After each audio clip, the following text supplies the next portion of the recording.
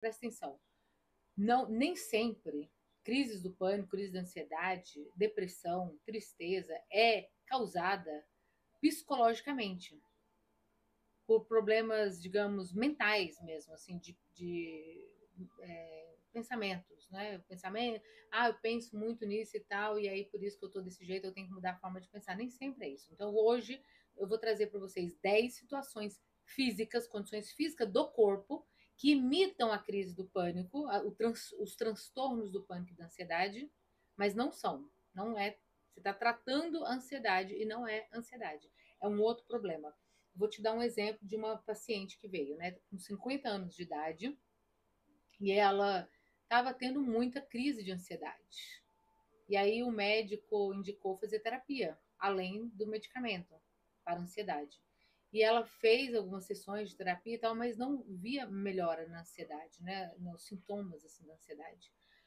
Então, ele, um médico muito inteligente, inclusive esse vídeo que eu estou fazendo hoje para vocês, eu não sou médico, eu sou farmacêutica e terapeuta. Então, é para vocês buscarem sempre o médico para tirarem suas dúvidas, tá? Eu vou mostrar para vocês aqui as doenças, mas vocês vão confirmar com o médico.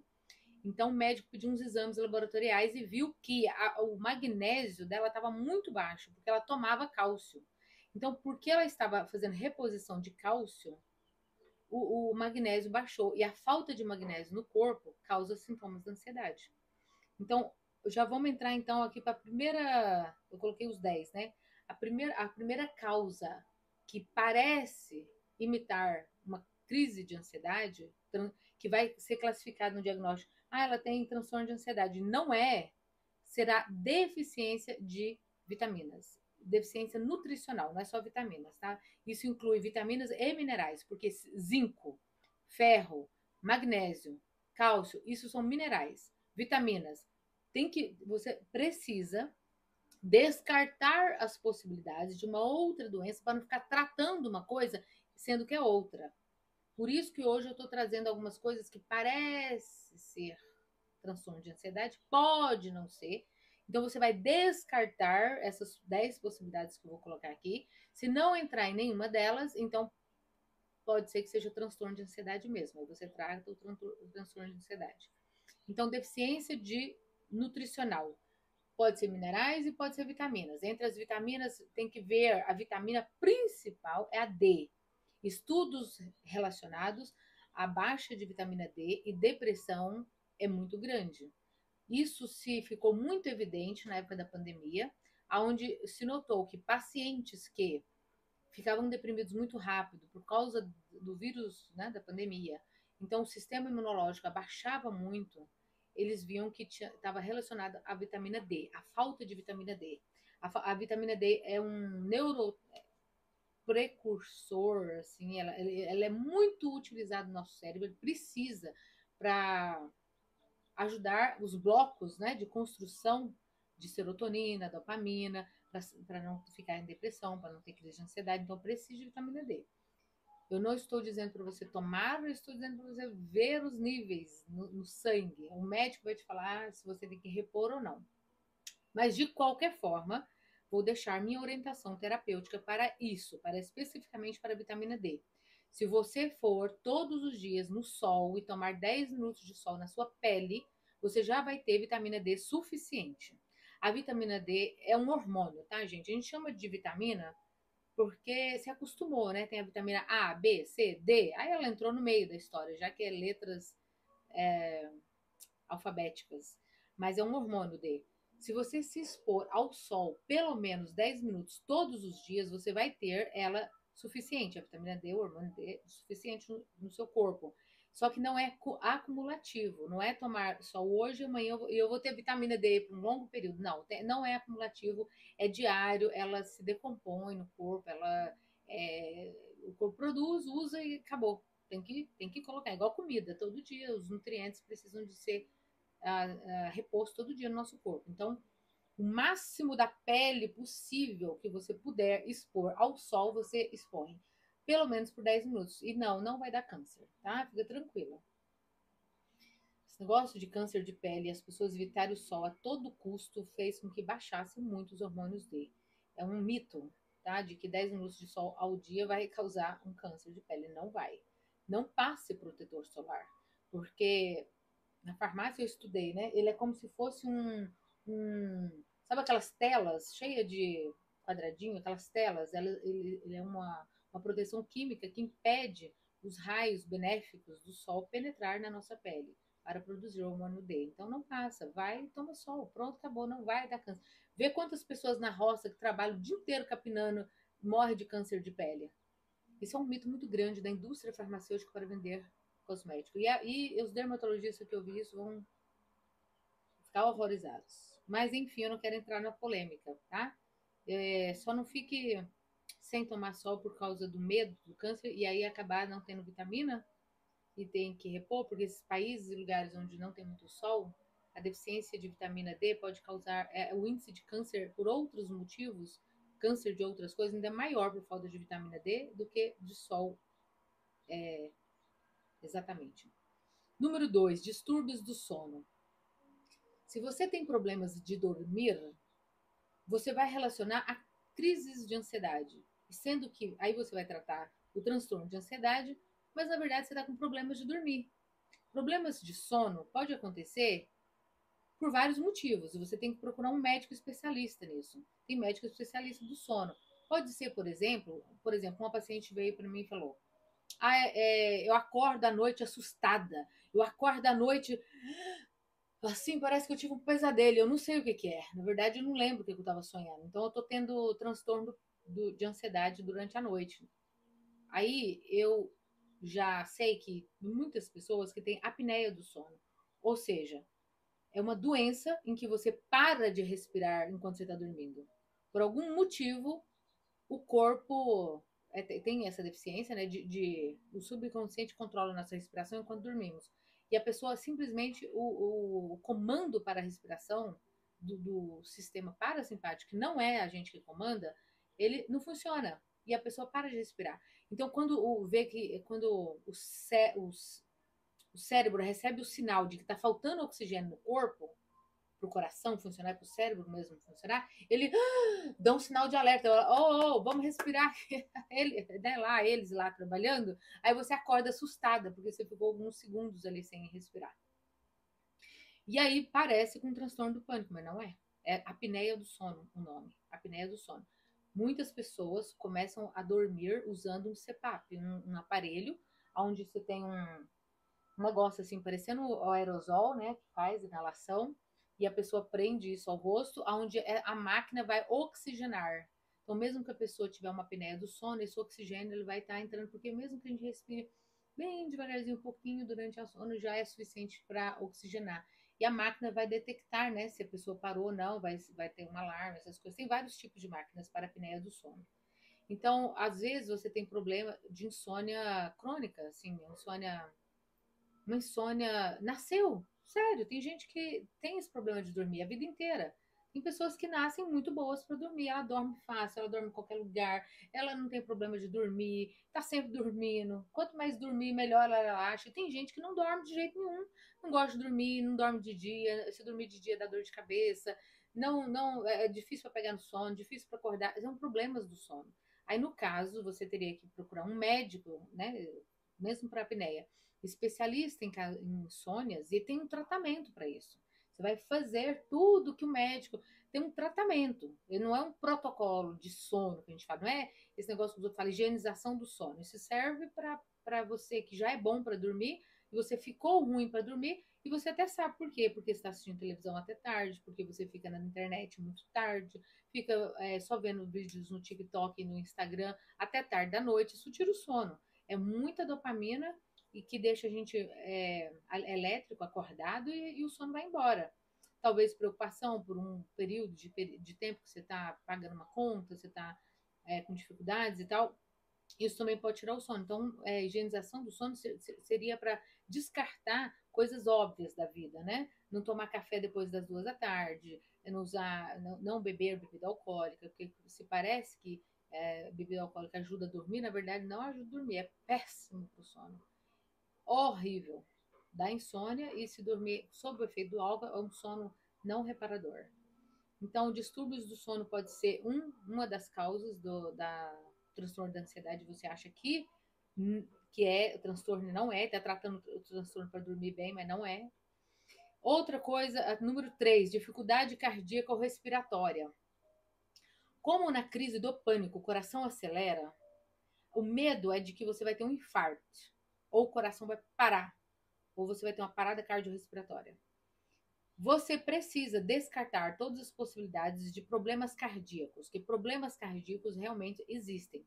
Se o seu coração é saudável e você ainda assim tem aceleramento dos batimentos cardíacos, então é um transtorno de ansiedade que você está tendo esses sintomas porque o corpo enviou muita adrenalina e muita adrenalina no coração dispara, mas você vai fazer terapia, vai tratar o sintoma, ele não é perigoso para a sua saúde, porque você já foi no cardiologista, ele viu que o seu coração é saudável. Então ele só é desconfortável. Você vai aprender, no meu método, e daí é você desafiar o medo. Aceita. Por exemplo, o meu coração, eu não tenho problemas cardíacos, meu coração tá bom. Ele não tem nada, as válvulas funcionam. Se o seu coração é assim, você já fez um eletrocardiograma, tá tudo bem, você não tem problema ventricular, dos ventrículos, né, que abrem e fecham, são válvulas, né? Não tem problema valvular, seu coração não está aumentado de tamanho, seu coração não está cheio de gordura que está causando entupimento de veia, seu coração ele não tem problema de extrasístole ou extrasístole é quando tem os batimentos normais, ele acaba dando uma batida fora do ritmo. Isso não é uma condição, extrasístole não é uma condição física perigosa, tá? Para o coração, não é perigoso. O coração ele sai do ritmo e volta, sai do ritmo e volta. Acontece de vez em quando. E isso, quando ele faz o escaneamento, que eu falei para você que o nosso cérebro ele escaneia o nosso corpo para ver se tem alguma coisa de errado, aí ele vai escanear essa extrasístole e vai falar, opa, tem alguma coisa errada, e vai dar ansiedade. Mas a ansiedade não é que você tem um transtorno de ansiedade. Você teve um pico de crise de ansiedade porque você notou que o seu coração estava diferente. Dor no peito, que a gente chama angina pectoris, se é uma dor física e você começa a adormecer um lado do corpo e você sente um formigamento e sente realmente, pode não ser sintomas de transtorno de ansiedade, nem do pânico, pode ser realmente um problema cardíaco. Você tem que procurar um cardiologista para ver se está tendo. Esse angina pectoris pode ser um pequeno infarto do miocárdio, que é o músculo do coração. Esse músculo do coração ele é único, ele só existe no coração. E ele tem sua bomba única que faz ele trabalhar, que a gente não comanda isso. E ele é muito irrigado, tem muita veia no coração, muita veia para oxigenar esse coração. Se uma dessas veinhas entupir com uma gordura ou com coágulo de sangue, às vezes você tem problema de coagulação sanguínea, o seu sangue está muito espesso, muito grosso, você está formando coágulos. E se esse coágulo parar no coração, ele pode dar um pequeno infarto. Por isso que você já ouviu essa expressão. A pessoa teve pequenos infartos durante a vida, ela pode ter um pequeno. Ah, ele infartou, mas foi pequeno. Por quê? Porque foi só uma veinha num lugarzinho pequeno do coração que não comprometeu a funcionalidade do coração, que é bombear sangue. Então, vá ao cardiologista e descarte os problemas cardíacos para você não ficar tratando do transtorno da ansiedade com terapeuta e tomando remédio para ansiedade com psiquiatra, sendo que o seu problema era cardíaco. Resolveu o problema cardíaco, está tomando o remédio do coração, acabou, não tem mais ansiedade. E problemas respiratórios, isso está junto, tá? Distúrbios, dificuldades respiratórias, são pacientes que às vezes têm asma severa. E essa asma faz com que a pessoa tenha muita falta de ar. No transtorno do pânico, a pessoa também sente falta de ar. Então pode ser confundido. A pessoa está. Eu tô com muita dificuldade de respirar. Parece que eu vou morrer sem ar. Isso pode ser que os seus bronquíolos, os seus alvéolos, que são as arvorezinhas que a gente tem aqui no pulmão, lá no final do pulmão, assim, tem umas redes, umas ramificações, parecendo umas redes, que é onde faz a troca gasosa. Sai o gás carbônico, entra o oxigênio, e essa troca ela é feita constantemente. Na pessoa que tem asma, tem bronquite, que tem DPOC, que é doença pulmonar obstrutiva crônica. Por que crônica? Às vezes a pessoa foi fumante, ela desenvolveu um efizema.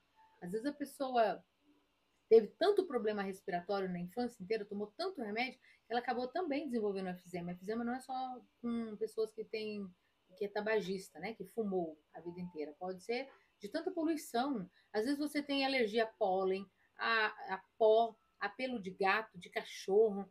E aí você vai numa casa que tinha cachorro, gato, aí você tem uma alergia e você nem sabe que você tem alergia a isso, aí você começa a ter falta de ar. Nossa, tá tão ruim para respirar, meu pulmão tá doendo. Aí esse nervo que a gente tem aqui, né, da traqueia, e o nervo aqui também, o diafragma, que faz os movimentos respiratórios, ficam comprometidos e você pensa que você está tendo uma crise do pânico, um ataque do pânico. Não está tendo. Se você tomasse um antialérgico, você rapidinho abria, né, os alvéolos, abria a respiração, fizesse uma inalação. Muitas vezes, às vezes, o paciente com falta de ar vai para o pronto-socorro e toma uma inalação. Aquela inalação rapidinho abre tudo e tal, e já volta ao normal. Então, descarte as possibilidades de distúrbios respiratórios, tá? Se você não tem doença pulmonar, asma, bronquite, alergias, qualquer doença que diminua aqui comprometa o seu sistema respiratório. Quarto problema, que pode parecer com transtorno da ansiedade e do pânico e não é. Problemas de açúcar no sangue, pessoas que têm diabetes. Veja bem, no transtorno do pânico, a pessoa tem a sensação que vai desmaiar. Nossa, eu vou desmaiar, eu vou desmaiar. Estou sentindo que eu vou desmaiar. Pouco provável isso vai acontecer. Por quê? O corpo escaneou um perigo iminente na crise do pânico. Como se você estivesse enfrentando um perigo, só que ele não existe na vida real. Isso você, quando tem várias crises, você tem medo do sintoma da crise, do coração disparar, de você desmaiar, de você ter alguma coisa no meio da rua, só que era crise do pânico. Aí, com problemas de hipoglicemia, pacientes com diabetes, quando esse açúcar baixa muito, que a pessoa está com a baixa açúcar no sangue, hipoglicemia, ela realmente desmaia. Ela pode desmaiar, ela pode até entrar em convulsão, em coma. A gente fala coma glicêmico. Porque o corpo necessitava de uma energia, o cérebro precisa de energia para viver, ele precisa de 20% de toda a energia que a gente consome do alimento é só para o cérebro, só para ele funcionar bonitinho. Aí ele não tinha. Opa, faltou energia. Cadê? Não tem? Então vamos apagar isso aqui, né? Vamos apagar para sobreviver. Aí ele apaga, a pessoa desmaia. Então, pessoas diabéticas, elas já sabem que elas podem ter hiperglicemia, que é um nível muito alto de açúcar no sangue, e também ela passa mal, tem sudorese, a pessoa tem uma sudorese tremenda, pode ter tremores, falta de ar, coração disparado, muita coisa. É o corpo mandando informação de que alguma coisa não está certa, né? Tem alguma coisa errada. A pessoa está com hiper ou hipoglicemia. Então, descarte a possibilidade de ser transtorno de ansiedade ou transtorno do pânico. Não é. É apenas a desregulação da glicose no seu sangue. Por isso, se você é uma pessoa diabética, que já foi diagnosticado com diabetes, você toma remédio para diabetes ou insulina, provavelmente se você ficar tratando transtorno de ansiedade, não é. Você está tomando ansiolítico à toa, está indo fazer terapia para ansiedade e não é. É só você manter regulado a sua glicemia no sangue. Toma direitinho o seu medicamento, faça tudo que o médico mandou e aí você não vai ter transtorno de ansiedade, né? Não vai confundir com transtorno, mesmo que você tiver uma ansiedade, não significa que você tem um transtorno. Estou falando que diabético não tem ansiedade, ele tem. Todo mundo tem, todo mundo tem. Eu tenho, você tem, nós temos. O que nós tratamos e não queremos ter são crises, porque as crises são ruins, elas são péssimas, porque você fica desesperado, que levam à crise do pânico. Você tem muito medo de morrer, porque tá com pânico, porque tá sentindo um monte de coisa no corpo, aquilo que a gente já falou em outras lives, mas ansiedade é normal, tá? Ela vem e ela passa. Ela é necessária para o corpo. Aliás, essas doenças aqui, elas são parecidas. A próxima, por quê? Porque tem alguma coisa errada com o corpo e ele manda sinal. E a gente interpreta esses sinais, às vezes, errado. E a gente vai buscar ajuda num lugar, sendo que está no lugar errado. Aí não vai melhorar. Por isso que quando o paciente está fazendo terapia, eu já vejo tudo. Inclusive essas doenças. Vamos lá para a quinta? Inflamação crônica, artrite reumatoide, alergias são respostas inflamatórias. As alergias a gente falou ali no problema respiratório, mas deixa eu te falar. Se você tem artrite, artrose, arteriosclerose, não, arteriosclerose é outra coisa, é endurecimento da veia, tá? Fibromialgia, aquela doença do calcanhar, negócio de esporão, que também gota também. Todas essas doenças de junta, que a gente fala, né? Doença de junta, é articulações, tá? Nas nossas articulações existe uma cartilagem. Pessoas que têm a gota, por exemplo, são inflamações nessas cartilagens, onde parece uma areinha que fica sempre ardendo, doendo, arranhando. Artrite e artrose a fibromialgia é diferente, tá? Porque a fibromialgia ela é uma inflamação, ela não é muito localizada, ela é no corpo inteiro. A pessoa ela pode sentir em vários lugares do corpo.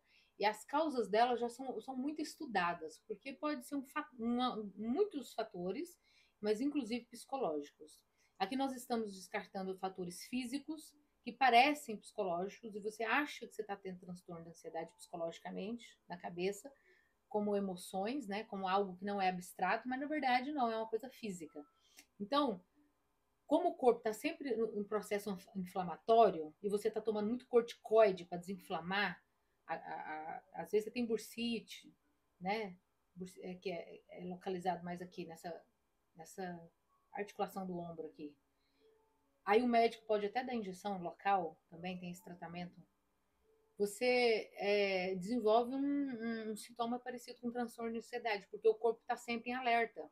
Ele está escaneando, né? O cérebro escaneia o nosso corpo, da cabeça aos pés, se tem alguma coisa certa ou errada, o tempo todo. O tempo todo, é como se você tivesse uma máquina ligada o tempo todo, olhando assim, tá tudo bem, tá tudo bem, tá tudo bem. Aí ele vê, inflamação, tu. Aí você sente muito ansioso, sente assim uma agonia, uma coisa ruim, tal. É a inflamação. A inflamação que está mandando os sinais. Então não adianta, se você tem artrite, a fibromialgia, qualquer doença reumática, inflamação crônica, você ficar indo ao psicólogo tratar transtorno de ansiedade, se a sua artrite não estiver controlada. Controlada como que é? Seguindo o tratamento que o endocrinologista ou reumatologista passou para você. O reumatologista vai ver, ele vai tentar desinflamar essas articulações. Tem como regredir isso? Tem como regredir. Dietas, às vezes você tem essas inflamações por coisas que comem. Tem vários fatores que podem diminuir, depende da sua idade, depende de quão inflamado está, tem os corticoides, tem tratamento, então tem que procurar. A doença número 6 são problemas hormonais. Tem uma síndrome que é chamada síndrome de Cushing, que é o hiperadenocorticismo. Resumindo, a glândula adrenal produz muito cortisol. Cortisol é um hormônio estressor. Então, se a pessoa tiver essa síndrome de Cushing, se você já ouviu falar, provavelmente ela tem transtornos de ansiedade ligado à síndrome, mas não ao transtorno em si. Então, não adianta tratar também transtorno de ansiedade, ela vai ter que tratar essa síndrome adrenal, vai ter que baixar a produção desse cortisol por essa glândula, diminuir a quantidade de cortisol, porque o cortisol é o estresse que leva à crise do pânico. Quando a pessoa está com uma crise do pânico, que eu falei lá da hiperglicemia, ela não vai desmaiar, porque é tudo ao contrário do desmaio. O coração está acelerado, a pressão já deve ter subido, porque o sangue circula mais rápido, a pessoa está respirando muito rápido, então ela está... Sim, caso raro de acontecer, raro, não é impossível, mas numa crise do pânico, na hora que a pessoa está com crise, que ela pensa que ela vai desmaiar, se chegar mesmo a acontecer, foi por causa da hiperventilação. Respirou muito rápido. E aí, o dióxido de carbono ficou no corpo, porque a expiração, na hora de sair, quase não sai. Ela puxa. Como ela tá achando que ela tá com falta de ar, ela puxa muito mais do que ela solta. Ela fica...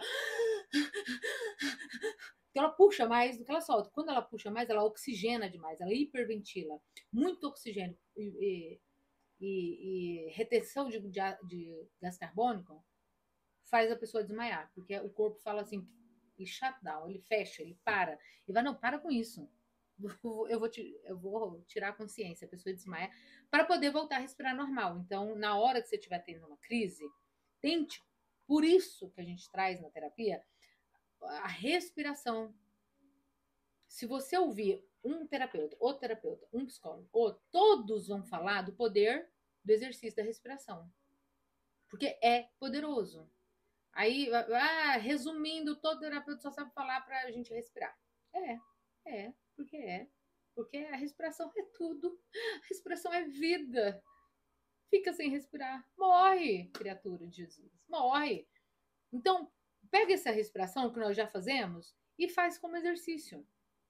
Tá hiperventilando? Tá nervoso? Tá pensando que vai ter um acidente do pânico? Ó, puxa o ar lentamente, contando até 7, segura até 8 e solta contando até 9. Ou faz 6, 7, 8, ou 6, 6, 6, tá? O importante é que seja contado os segundos e seja de 6 para cima, para dar tempo de acontecer toda a troca gasosa lá nas células. Então, puxa o ar lentamente, segura por 6 segundos e solta. Pode fazer agora, faz aí agora comigo, ó, vamos, puxa o ar. Pra você relaxar, que eu tô falando de tanta doença, estamos segurando, segura e solta. Às vezes a gente pode ser hipocondríaco, sabe? Escutar tanta doença que a gente já acaba que tem as doenças tudo que a gente escuta. Então, faça o exercício da respiração, puxa o ar, segura e solta. Pronto, relaxou, vamos para a doença número... Não, vamos continuar na 6, que é problemas hormonais, porque tem outro problema. Muitos pacientes vêm para mim mais ou menos com a minha idade, 48 anos, 49, 50, acima dos 50, a gente tem um problema da menopausa, tá? A gente pode estar no perimenopausa, na menopausa, na pós-menopausa. Em todos esses ciclos da mulher, há uma alteração de hormônio muito grande. Na menopausa, o estrogênio e a progesterona cai lá embaixo, cai no pé, para você entender.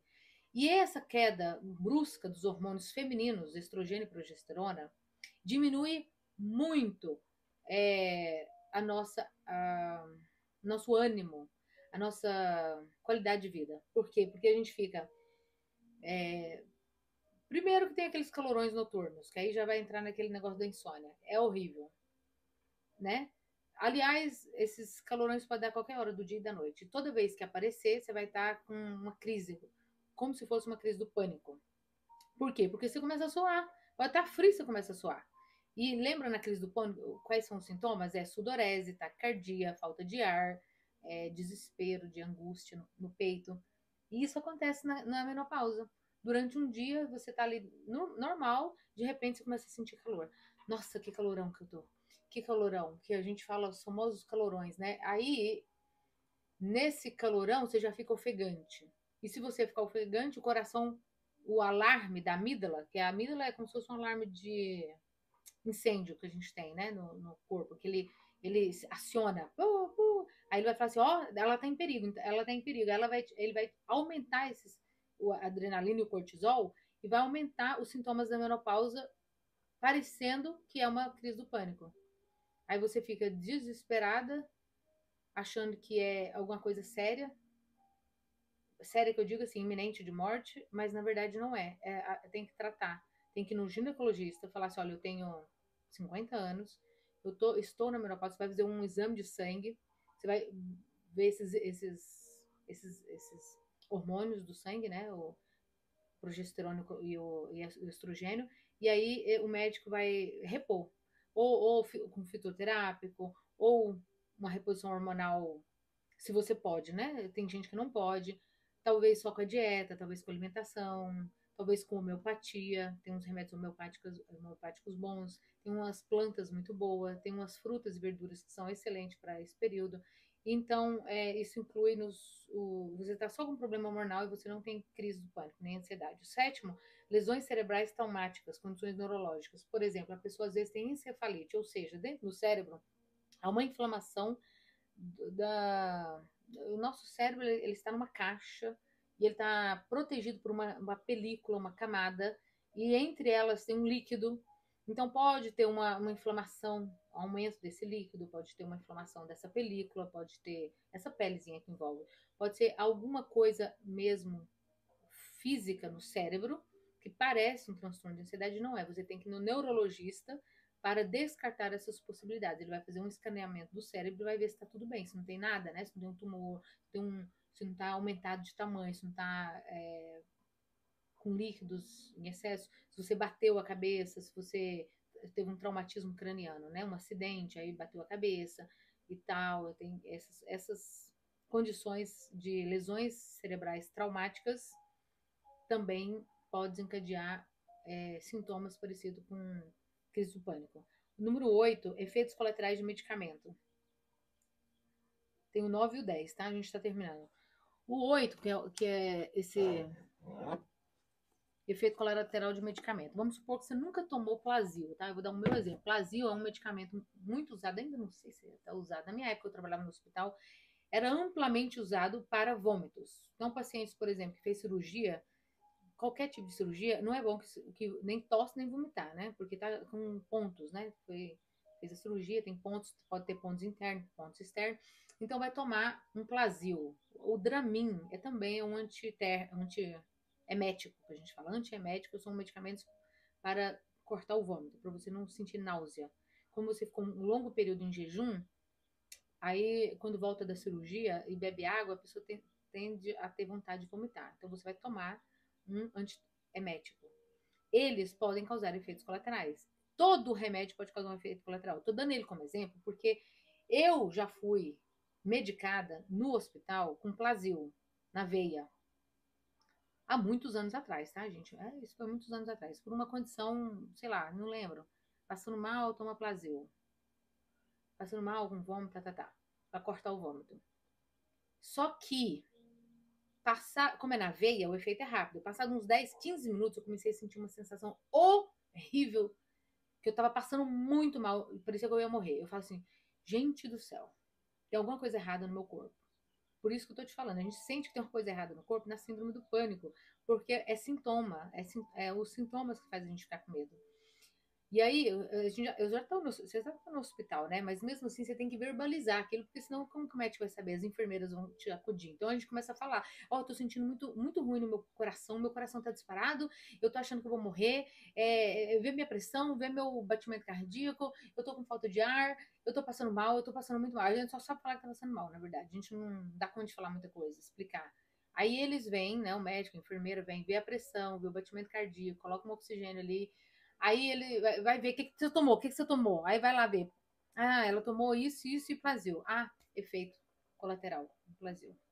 Ou ele vai cortar o efeito colateral, ou ele vai te dar um calmante para diminuir essa ansiedade, ou ele vai tomar soro, você vai tomar muito soro na veia ali rápido para poder diluir e sair esse remédio da corrente sanguínea.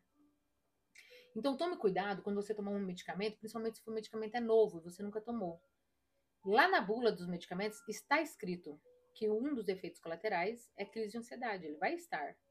Talvez ele não escreva assim, crises do pânico pode acontecer com o uso desse medicamento, mas ele vai dar os sintomas da crise do pânico, são os mesmos. Então lá no medicamento vai estar escrito assim, esse medicamento pode causar taquicardia, ele ataca também os pensamentos, né? Pensamentos de, nossa, isso é muito para medicamento que trata depressão. Por isso que o medicamento de depressão tem que ser prescrito por um psiquiatra. Não tome por conta própria. Pelo amor de Jesus, não tomem por conta própria. O efeito colateral é muito grande. Se a pessoa já tinha pensamentos de tirar a vida, esses pensamentos podem aumentar. Muitos pacientes, quando estão fazendo desmame, tirando o medicamento da depressão, esses pensamentos podem aumentar. E aí ele tem que ser muito acompanhado pelos familiares, pelo psicólogo e pelo médico. Né? Ele já está saindo da depressão, mas na hora que tira o medicamento, que ele já não precisa mais, pode acontecer desses pensamentos intrusivos aumentarem. Porém, eles são passageiros e com a terapia dá para controlar, porque a pessoa já não está no ciclo depressivo mais. Isso é um efeito colateral do medicamento, entende? Não é a depressão, é o efeito colateral da medicação. Então, o efeito colateral, ele passa, ele é passageiro. Então, quando você tomar um medicamento e você tem uma crise de ansiedade, associa ao medicamento. Aí você tira o medicamento, por exemplo, e espera algumas horas até o medicamento parar o efeito. Aí você vai ver que você melhorou. Então, não precisa tratar a crise do pânico. O número 9, uso de substâncias como cafeína, cannabis sativa, álcool e nicotina.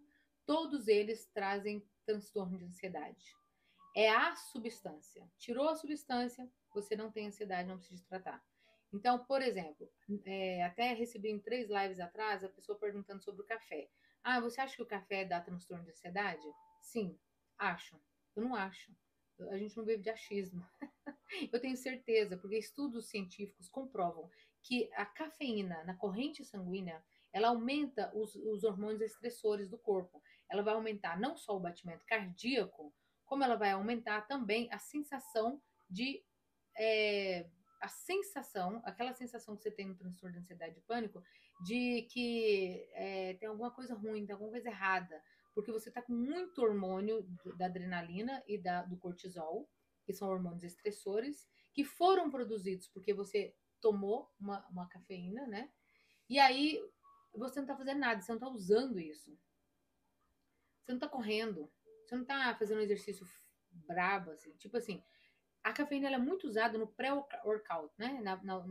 Como uma bebida para ir para a academia. Muitas pessoas querem energia, querem aumentar a sua energia para um bom rendimento na academia e tomam bebidas energéticas, cheias de cafeína. Só que essas bebidas, elas não vai só aumentar sua energia. Como que aumenta a energia? Ela aumenta a energia, é como se você tacasse fogo numa máquina à base de fogo, né? Tipo assim, aquelas, acho que nem existe isso mais, né? Aqueles trem a vapor que era de fogo, né? Carvão. Vamos colocar uma coisa mais moderna? É como se você aumentasse a quantidade de gás do fogão, assim, a ponta da labareda ficar desse tamanho, sendo que precisava só desse tamanho. Só que você está exaurindo o seu corpo, você está estressando ele, você está prejudicando a sua máquina, porque o nosso corpo ele tem um ritmo para funcionar. E na cafeína ele vai trabalhar acima do limite, acima do normal. Ele vai mecanicamente forçar uma coisa que, por exemplo, é igual o motor mesmo de um carro, ele é para andar um normal de 80, 60, 80 é para o motor, ele vai funcionar bem com essa velocidade. Mas se você andar sempre chutado no 120, não pode, né? Mas vamos supor que pudesse andar 160. Ou seja, o motor ele está funcionando ao máximo. E isso não aguenta. Não aguenta. Então ele vai acabar, ele vai dar uma escaneada, vai falar, ih, tem muita cafeína, muita adrenalina, muito cortisol. Aí dá uma crise do pânico. Eu, por exemplo, não tenho tolerâncias à cafeína. Se eu beber um energético, eu vou passar tão mal, vocês não têm ideia. E o mais desesperador é que eu passo mal, porque às vezes a gente acaba bebendo um negócio que você não sabe que tinha cafeína. Aí o que acontece? Eu passo tão mal que o desespero é porque eu tenho que esperar o efeito acabar. Não tem o que fazer, já entrou na corrente sanguínea. Você só vê o efeito depois que tá na corrente sanguínea.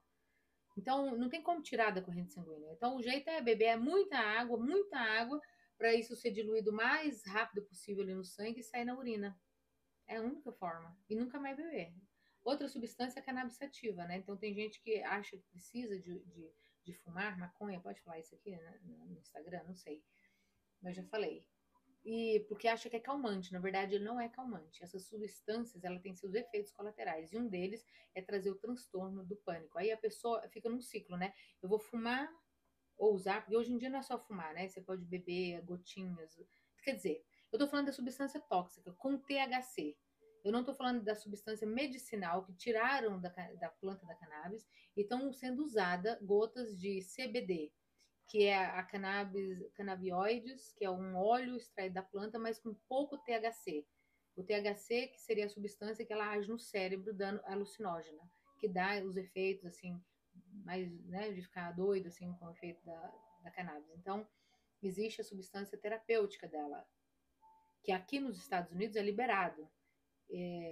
Eles se compram em qualquer lugar, supermercado, farmácia, tem gotas para tomar, que muita gente usa para até mesmo neurodivergência, problemas neuronais, problemas, gente que tem câncer, às vezes usa para diminuir o estresse oxidativo do câncer.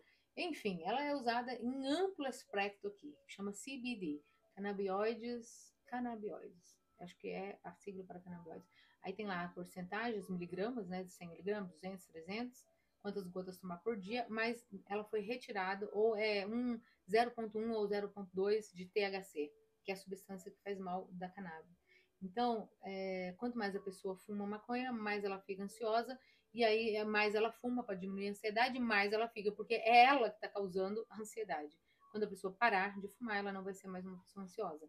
Outra coisa é o álcool, né? A pessoa bebe para acalmar, mas na verdade o álcool ele é inibidor do sistema nervoso central, a pessoa vai ficar deprimida, vai ficar ansiosa, e aí a pessoa acha que é por causa de problemas na vida, mas não é, na verdade é realmente o álcool, e aí ela bebe mais para melhorar, e aí fica pior, e aí é um ciclo também vicioso, porque ela bebe para melhorar e ela piora, e ela bebe de novo para melhorar e ela só piora. Quando tirar o álcool, ela vai melhorar, e não precisa tratar a ansiedade. Outra crises, né?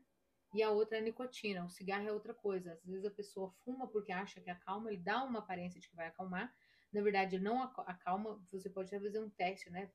Verifica a pressão arterial antes de fumar e depois fuma e vê a pressão arterial de novo. Ela sobe. Então a pressão sobe, o coração acelera. E a pessoa tem crise de ansiedade e do pânico por causa da substância da nicotina. Ela está sempre nesse estado de alerta, né, de pânico e tudo, e quanto mais ela fuma, mais ela tem ansiedade e ela acha que é por causa da vida, mas na verdade é o estressor da nicotina que está no sangue, que está deixando ela com ansiedade. Se ela tirasse, aí a pessoa pensa em sem cigarro eu morro, sem cigarro eu viro uma pilha de nervo, aí eu saio matando todo mundo. Não, na verdade não. Você vai tirar, você vai ter abstinência da nicotina, que vai causar uma sensação de mal-estar da abstinência, mas se você conseguir superar essa fase, você vai ver que você era uma pessoa calma e você era nervosa, estressada, ansiosa por causa da nicotina, justamente por causa do cigarro. Inclusive, a pessoa fica até assim preocupada que o cigarro vai acabar e isso já é um estressor, ansiedade, tá? E eu sei disso, porque eu fui fumante 20 anos da minha vida. Eu fumei dos meus 16 anos de idade que eu comecei a fumar até os meus 36 anos de idade. Eu falo isso em todas as lives porque tem muita gente nova chegando todos os dias e talvez você não me conhece. E eu sei como era estressante imaginar de madrugada, qualquer hora, ou ir a um lugar e não ter cigarro ou não poder fumar naquele ambiente. E eu preferia nem ir naquele lugar porque eu gostava muito de fumar. Eu gostava demais de fumar. Acho que eu fumava uma carteira e meia por dia. Eu já fumei várias marcas de cigarro, mas os últimos, antes de eu parar de fumar, era Marlboro, amarelo já, né? Aquele do filtro amarelo. Comecei com Free, aquele cigarro chamava Free, sei lá. Nem sei se existe ele ainda mais. Depois passei para Calton, acho que é assim que fala. Depois fumava qualquer um também, que os outros davam. Depois fumava esse Marlboro branco. Aí tinha Marlboro de menta, nunca gostei de cigarros que tem sabores. E depois o Marlboro amarelo mesmo. E era terrível, esses dois dedos aqui, ó, era o puro fedor de cigarro o dia inteiro, o tempo todo. Nem adianta tomar banho, né? Porque fica até amarelado. Era muito ruim, é muito ruim a gente ser viciado em uma substância e não conseguir largar disso. É muito ruim a gente ser dependente de qualquer coisa, química ou física, ou mental, ou de pessoas, ou de qualquer coisa. O bom mesmo é ser livre, livre. Não precisar de medicação nenhuma para nada, não precisar de drogas, nem de álcool, nem de cigarro, e nem de uma pessoa para ser feliz. Você é feliz. A sua felicidade faz a outra pessoa ser feliz. Você não precisa dela para ser feliz. Você já é feliz tendo ela ou não tendo ela, mas com ela é mais feliz ainda. Mas não quer dizer que sem ela você não vai ser feliz, entende? Isso é o alvo, isso é o objetivo. Mas se você tem uma doença crônica, se você precisa tratar uma diabetes, você pode reverter com alimentação também. O objetivo, o alvo é sempre não depender mais. Ah, Adriana, mas não tem jeito, eu trato já artrite crônica. Tudo bem, toma os medicamentos, eles têm muito efeito colateral. Vai ficar a base de cortisol, aí você vai ficar inchada, você acha que você está gorda, você está retendo líquido, o ideal é não precisar. Então, caminhe para não precisar. 10h25 de live. Não, agora é 10h25 da manhã, gente, desculpa. Então, 10, 11, meio-dia, 1, 2. São 2h25. Se eu comecei 1h30, já tem 1 hora. Vamos parar? Chega, né? O último, que pode ser crise de ansiedade, e a pessoa tá no psiquiatra, tá no terapeuta, falando assim, que eu sou muito ansiosa, eu tenho muita ansiedade para tudo. E não é. Sabe o que a pessoa tem? Autismo. Sabe o que ela tem? TDAH. Ou TEP, né? Que é o transtorno de estresse pós-traumático. E não foi diagnosticado ainda. Hoje, gente, o que tem nesses últimos 5 anos de pessoas adultas com 40 anos, acima dos 30, diagnosticado com autismo, o autismo tem o nível 1, 2 e 3, a pessoa era a vida inteira e não sabia. Porque antigamente, gente, há 20 anos atrás, a minha idade, não sabia. Eu encerrei o assunto do cigarro? Encerrei, né? Falei pra você que eu consegui parar, né? Tem 13 anos. Tem 13 anos que eu tô limpa. Só queria deixar isso adentro. E eu consegui. Se eu conseguir, você também pode. Porque é humanamente possível e você não vai morrer se você largar o cigarro, tá? A bebida também, tá? Eu era alcoólatra também. Bebia demais a conta. Já, muito, mas muito, muito, muito, muito. Eu sei que é alcoólatra porque a gente depende do alcoolismo. Eu dependo do álcool, né? Então você é alcoólatra quando você não tem esse negócio de beber social. Social é entre aspas. Você bebe o tanto que você quiser, depende do dia, depende do lugar, depende do tal, e você vai beber, e toda vez que oferecer, você vai beber. Então, é uma pessoa alcoólatra, sim. Eu era alcoólatra. E eu parei, já tem 13 anos, com o cigarro e com a bebida. E eu tô livre. E hoje, graças a Deus, eu não preciso de nada, e eu recuperei toda a minha saúde. Porque com bons hábitos, com boa alimentação, exercício físico, a gente recupera. Ainda bem, nossas células são elas são repostas constantemente na nossa vida, inclusive as neuronais. Então, hoje já se sabe que existe sim nascimento de células do neurônio novas e tem uma neuroplasticidade, a gente molda os nossos neurônios para mudar o nosso comportamento e também a gente tem esse negócio de nascer neurônios novos. Então, encerrando, você precisa de, se você está com crise de ansiedade muito grande, você Edna, Adriana, eu estou tratando. Peraí, só um pouquinho. Adriana, eu estou tratando minha cervical. Está com retificação e radiculopatia na C5. Estou com dificuldade para dormir. Quando o sono vem chegando, sinto uma pressão nas vias aéreas como se fosse fechar. Aí, aí eu acho que tinha mais coisa para escrever, né? Mas não deu. Esses problemas físicos, Edna, têm que ser tratados com o médico, né? No caso, o ortopedista, porque não é crise de ansiedade, né? A ansiedade ela pode vir pelos problemas físicos, mas você tratando você vai melhorar. Parece sintoma do pânico, tá vendo? Claro que parece. Parece porque o corpo tá fazendo um escaneamento, aí ele escaneou aqui, ó. Aí ele encontrou a inflamação e porque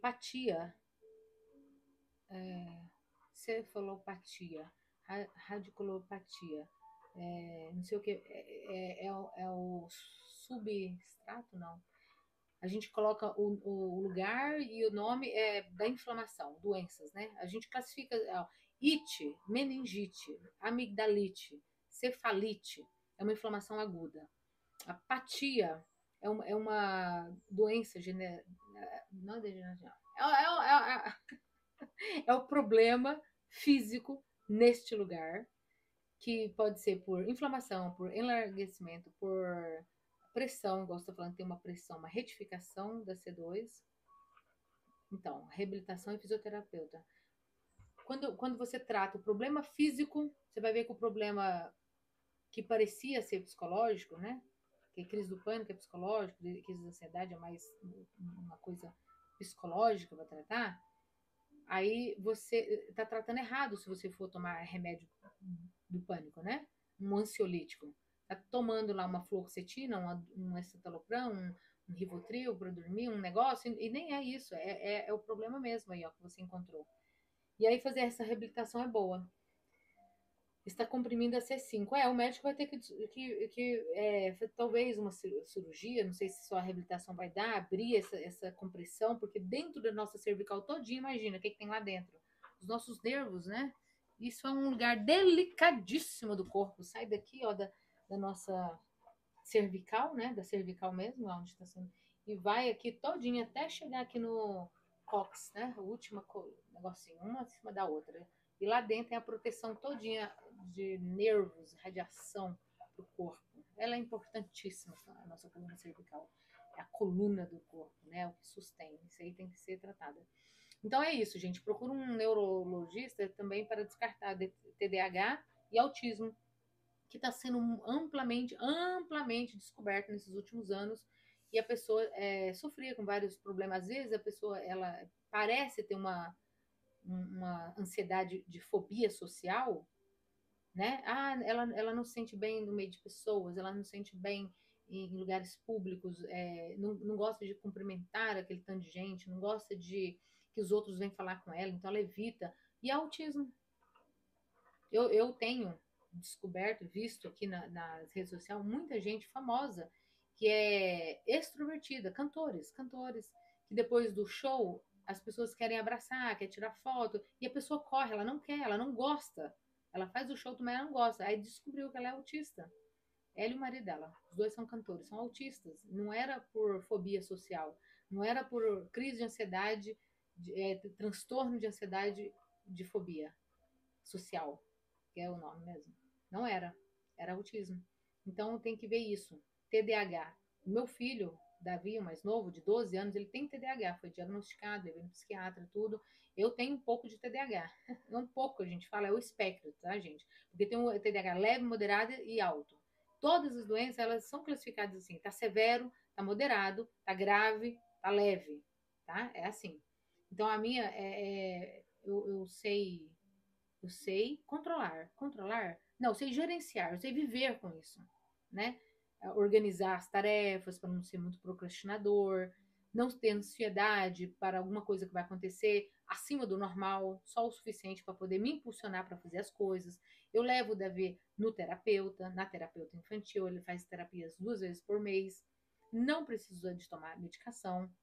Teve uma vez que eu falei para o psiquiatra, vamos fazer uma medicação e para ver como que fica. E não foi boa. A medicação tem muito efeito colateral. Não surgiu efeito nenhum de bom.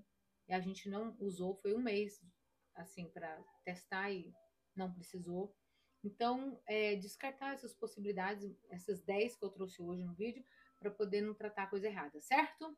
Isso te ajudou? Foi bom? Tenho certeza que sim. Compartilhe com as pessoas. Vai estar salvo no YouTube. Oi, pessoal do YouTube, eu quase não falo. Falo aqui, eu tô aqui numa câmera para o Instagram, na outra para o YouTube. Esse vídeo, você que me segue aqui no Instagram, vai estar salvo lá no YouTube ainda hoje. E lá é uma plataforma muito boa para assistir vídeos longos assim, que você pode colocar mais rápido. E você pode também enviar para quem precisa, para alguém que também está passando, talvez, tratando transtorno de ansiedade, tratando transtorno do pânico, e todas as 7 classificações da ansiedade que eu trouxe aqui numa outra live, né? A ansiedade ela ainda tem 7 classificações conforme as doenças médicas mentais, e a pessoa não é isso. Ela está tratando uma coisa errada. Então vê se não é uma dessas 10 que nós trouxemos hoje, ok? Beijos para vocês, fiquem com Deus. A gente se vê segunda-feira. Sábado e domingo eu não trabalho. Hoje, no pôr do sol, começam as minhas 24 horas sabáticas de descanso, tá? Não dá para responder essa mensagem, essas coisas também, mas segunda-feira estarei aqui na live com vocês.